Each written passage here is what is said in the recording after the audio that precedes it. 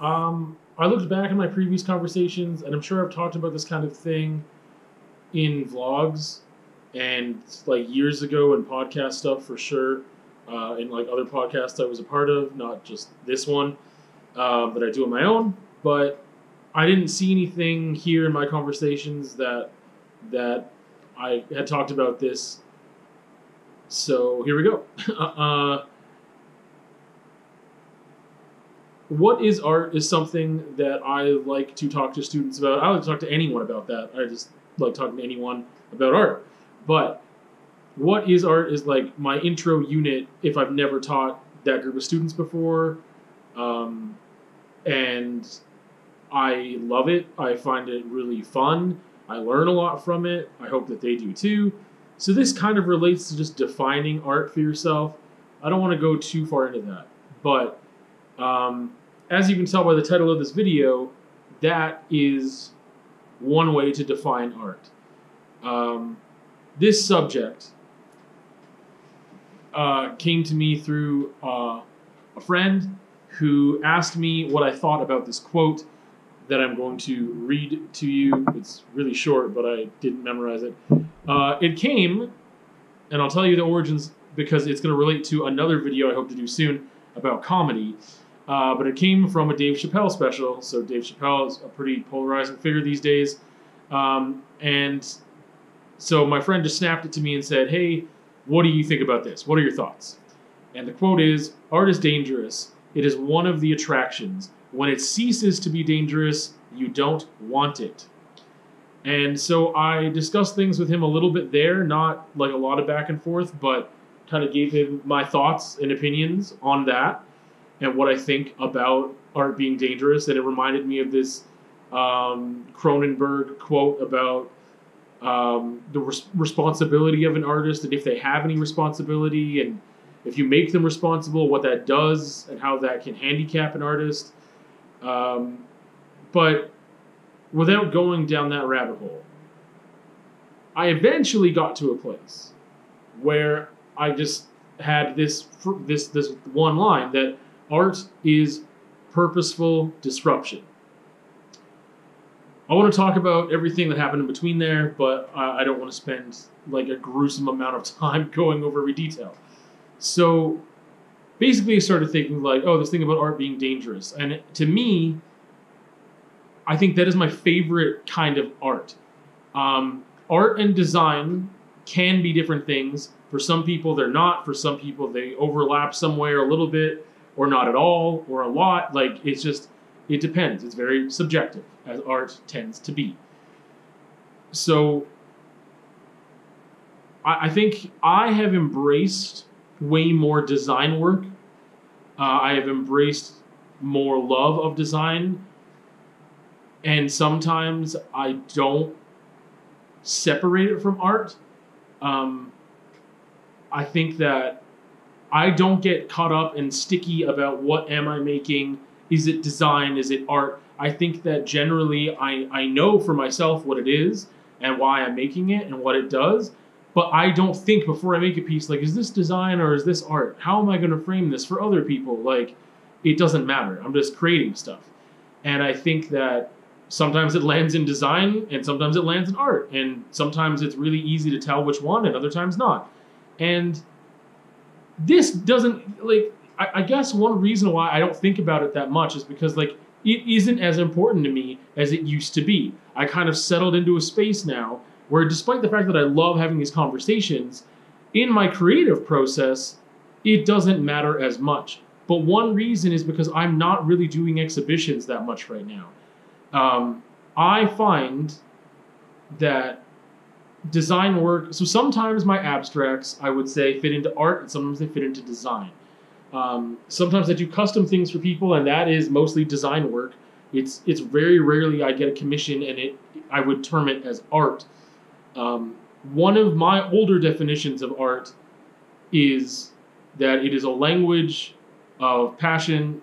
No, what is it? I don't even remember now. Yeah, art is a language of passion expressed without compromise.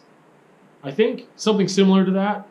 And the whole thing about challenging students and other people to define art and try to get it down to one sentence, one statement, like a sentence, is that you have to think about your words very carefully about what you include and exclude. So if I say it's without compromise, that means that if I'm taking on a commission and they ask me to do this, this, and this, and those aren't things I would regularly do in my practice, I'm compromising what I would normally do. Therefore, that in that definition, that would not be art. That might be design work, right? I think that you throw the term craft into the mix, and that's a whole other thing. Because I think craft, design, art, like, I don't even use the word craft that much. I think that craft just neatly fits into design. And sometimes craft can be art, and I don't know why the medium is such a thing. Like, I don't know, because you can do vandalism with yarn bombing, and, like, the medium is different, but you don't call it craft graffiti or craft vandalism. I don't know. It's interesting just that the word craft, I think of sewing machines and stuff like that. And I don't know why that term exists and why we still use it in certain ways. But anyway, so I started thinking about this older definition of art that I had and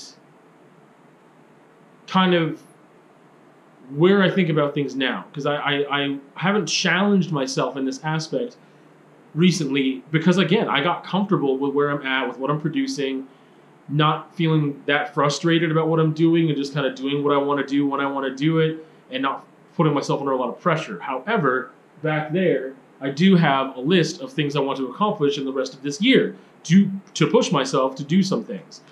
Like work with oil paints and like to finish a certain amount of portraits, to do a certain amount of landscapes. Yeah, there's other things in there too. So I have some goals, and I think it was okay to make those goals, and I felt good about it, and I don't feel a lot of pressure right now. I think that they're a guide, and if I don't complete them, I'm not going to beat myself up, but I do want a little bit of that pressure to be like, you should just get out of your comfort zone a bit and use some oil paints and just try it out more properly and really try to play with it and see what you can do, because if you can work through that stage of discomfort, some really great things can come of it, because I don't want to get too stale. And for over the past couple of years, I've been battling that, like just becoming too stale in my art, and then something I'll do is like really awesome and different, and then I'll go back to like somehow getting into a rhythm of stuff I used to do. Anyway, purposeful disruption. So what that means, in a very, if I say art is purposeful destruction, I've only got two words to play with: purposeful and disruption. And that is incredibly clear to me. That, again, the reason why this gets so tricky is because if you are in the art world as a creator or as an active audience member, not just someone who lives in the world and then you see art and you partake and you purchase art in various different forms, but if you are active in that art community, even as a fan or an audience, and art meaning music, visual art, dance, drama, movies, cinema, film, whatever, that you can passively take these things in and enjoy them, but you could be active in the way that you take them in and then talk to others about them and critique and comment and all those things. So calling something art automatically, I think a lot of people think of it as it's elevated. We've elevated this thing by calling it art.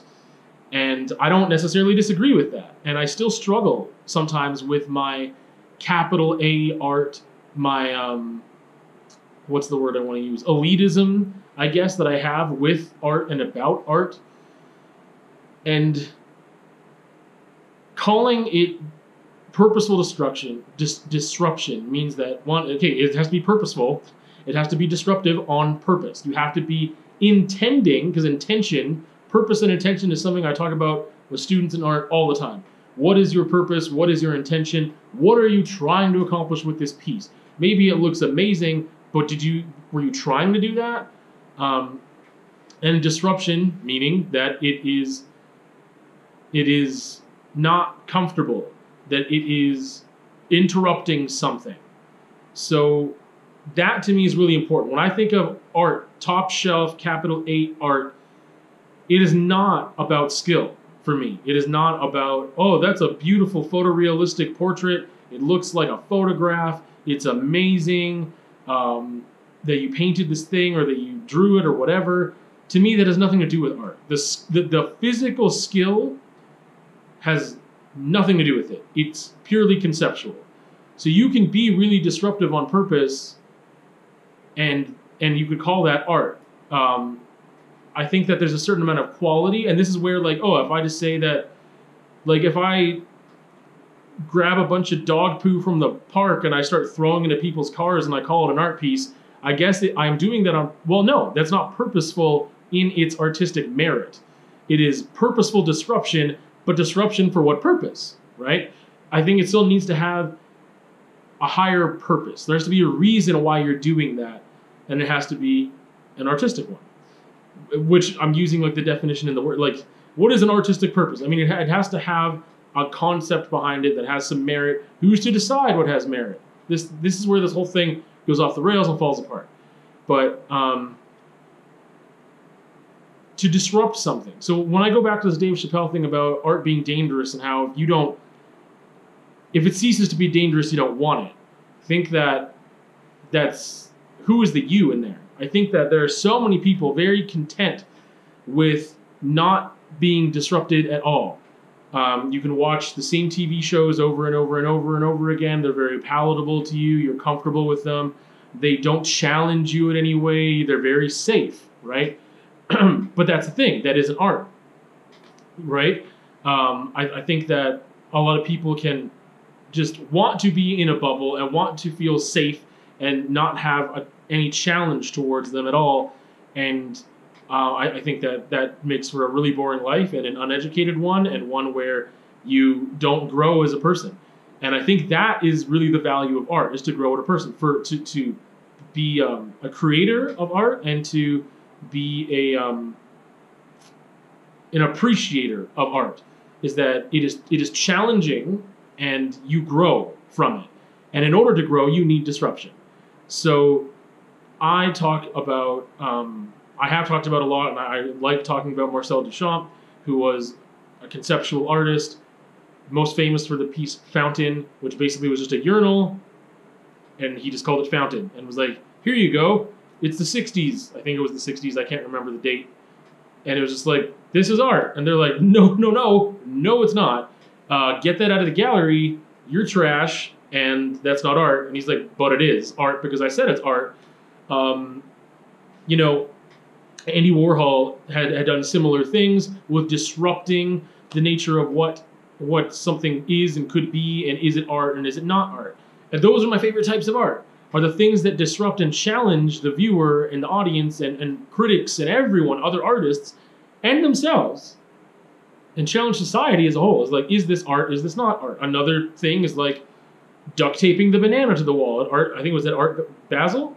And it was just like, well, that's not art. Why isn't it art? And then it just becomes this whole thing. Or like, what is it, Richard Prince, with just like the copyright issues that he had, with just like taking people's Instagram photos, most famously like Suicide Girls, and just like making them way bigger, and then like adding like a comment or something snarky, and then that's like, hey, this is it. I'm selling it for tens of thousands of dollars.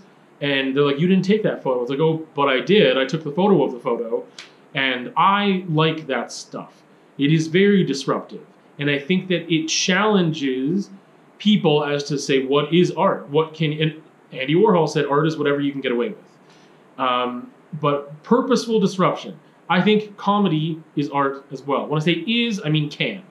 Because a painting doesn't mean a portrait or a landscape or whatever. It doesn't mean it is art. It means it can be art. I think most things can be art because we have things like performance art. So people and their actions, that can be art depending on how it is recorded, displayed. If it's not recorded, if it's not it's displayed no matter what. An action is displayed whether there's no one to see it or not, right? But how that is done, it can be art. Almost anything can be. Drinking a glass of water can be art. I mean, back to Andy Warhol, eating a cheeseburger. Art. Why? Because it was disruptive, and I believe he was commenting on how, again, that nature of the spectacle and glamour and celebrity of like, why are you watching me eat this cheeseburger? because it's me. That's why. Because I am a celebrity artist, or one of the first, at least in the modern era, or whatever you want to call it. I think there were others, but I think that came before him. But he's one of those that was just such a celebrity artist, and that it's like, I think it was trolling. Personally, it was just like, you're watching me for 5 minutes eat this hamburger because you think something's going to happen. Nothing's going to happen. I'm just going to eat my Burger King and just like be really awkward about it and be like, hey, my name's Andy Warhol. I just ate a cheeseburger. That's it. Done. Fin. And again, I think that is disruptive. I think that doing things different is important. Originality is important. I think that's another thing. That doing the same thing over and over and over again, or if you think about, again, going back to like TV shows and going back to like sitcoms, things that aren't challenging, they follow a copy and paste format because that's what certain people, there is a demographic that wants that doesn't want to be challenged. I admit, like, when I don't watch TV a whole lot, but I like to have more of like a chill show that isn't that challenging, that's usually about a half hour or 22 minutes, whatever, like a sitcom, and then I like to have a longer show usually that is more challenging. But I like to have something where I can turn my brain off for a bit, because that's really difficult for me to do. So there's a time and a place for that kind of thing. But I like to challenge myself. I like to challenge others. I don't know what else to say about this, because I could ramble on this topic for hours on end without any stimuli at all. Just me and my thoughts and this initial quote and question and journey of how I got there. But I think art should be purposeful in its disruption. Art is purposeful disruption. I think that when I started thinking about what I do, what I make, and I started to think, how much of what I've been doing recently is art then?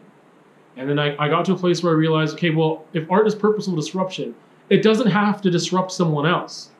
It has to disrupt me. That at the very least, it has to disrupt me, my process, my emotions, my thoughts and ideas, whatever. That at least it has to disrupt me. And that means maybe doing something new that I haven't done before, right? And maybe, again, the art is the process of doing that thing. It is not the product. It is not going to be this painting here when it's done. That might not be art. But the process of that might be disrupting me in a way and pushing me and challenging me about what art is, what art isn't. And that process could be art. I learned a lot from Pollock, even though I don't like a lot of his finished pieces, but it was really influential to me while I was doing my BFA to think about the process being the art. That all you have left after when this piece is done is the evidence of art. The art already took place. That was the act of creating. So again, to wrap things up, I think for me, at this point, I can say art is purposeful disruption. That could be through music, comedy, film, whatever. There's other things that I appreciate a lot that are just design-based. Like, I make art about art sometimes. Sometimes that's disruptive, sometimes it's not. Sometimes I just want to play with colors and do designs, and I don't think it's really disruptive. It just ends up being really decorative and pretty. I have nothing against that. But people get really offended sometimes when you're like, that's not art. That's just decor. That's just design. That's whatever. And I know why, because I might get defensive if I thought my stuff was art too. Because people think that just because you did something means it's art. And I disagree. I think that you could paint a portrait that would take you 20 hours and it is immaculate and perfect. Oh, cool. What was the purpose of that? What was the intention behind that? Was it just to push your skills? Was it just to keep refining and keep doing the same thing over and over and over again? We've seen this already, right? A title might change everything because the concept to me is king or queen. The concept to me is the most important thing. So you put a title on something, whether it be a blank canvas or one that has been just a perfectly done portrait or something, and that could change the whole meaning and the concept and everything, so where now that is art. Anyway, I'm going to stop rambling. I think art is purposeful disruption in any of the mediums that it is. I think that there's other things that other things in that media that are worthy of attention and they serve a function and purpose, but I don't necessarily think they are art.